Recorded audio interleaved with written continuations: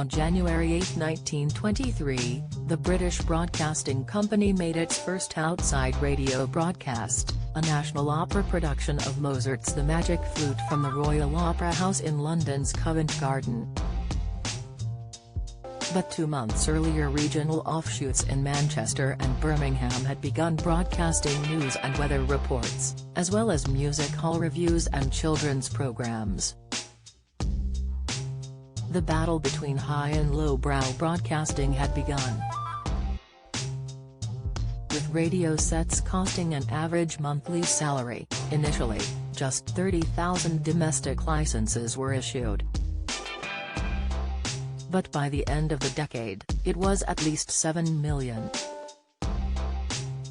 A generation grew up tuning into the jazz and swing bands which would lead to rock and roll, and listening to the news became part of a family's daily routine. The first news bulletin included a court report from the Old Bailey, details of London fog disruption and billiards scores. Other regional companies took off, largely in the north, with the London transmitter too low network to new transmitters in Manchester, Birmingham, and Newcastle. Other services followed. Glasgow 5SC's first broadcast included a medley of opera excerpts, while Cardiff's 5WA promoted a new Welsh orchestra. At the end of 1926, the BBC was nationalised and became the British Broadcasting Corporation, with John Reith, a Scottish engineer, as its Director-General.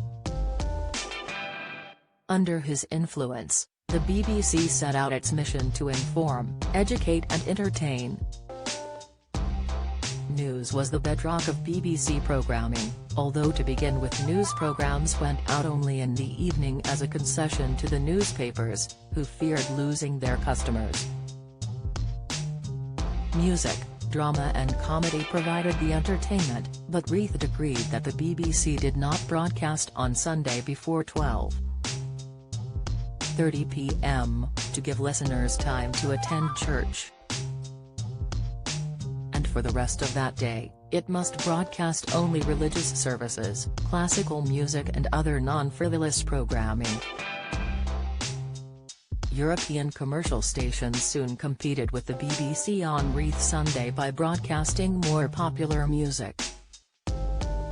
Meanwhile, at a time when US, Australian and Canadian stations drew huge audiences for local teams with the broadcast of baseball, rugby and hockey, the BBC emphasised service for a national, rather than a regional audience. Boat races, tennis and horse racing were well covered, but the BBC was reluctant to spend its airtime on football or cricket games, regardless of their popularity. In 1936, Reith directly oversaw the abdication broadcast of Edward VIII, who had stood down to marry the American divorcee Wallis Simpson. But by 1938, Reith had become bored with his role, as the structures he had built up left him little work to do day to day. He left to become chairman of Imperial Airways. While the BBC Home Service broadcast to listeners on the home front, throughout the Second World War the Empire Service spread Britain's point of view around the world. That contributed massively to victory, but on the home front the culture wars continued. More battered families needed cheering up, and former music hall comics like Tommy Trinder provided the laughs, often with digs at the upper class. Another comic, Tommy Handley, starred in It's That Man Again, which ran for 12 series from 1939 to 1949. Handley played a fast-talking figure who targeted Jobsworth officials. A BBC internal memo sniffed that such material might undermine respect for authority. But such concerns were outweighed by its boost to national morale in the darkest of times. Post-war the influx of military veterans produced such irreverent broadcasts as The Goon Show, but Reithian prudishness soon reared its head again.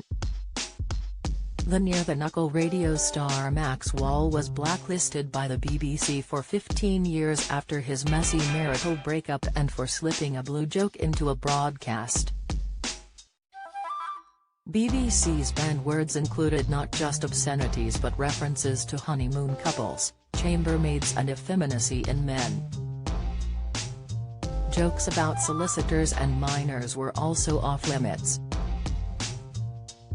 All could be found in the BBC's Variety Policy Guide for Writers and Producers, the Green Book, in the 40s and 50s.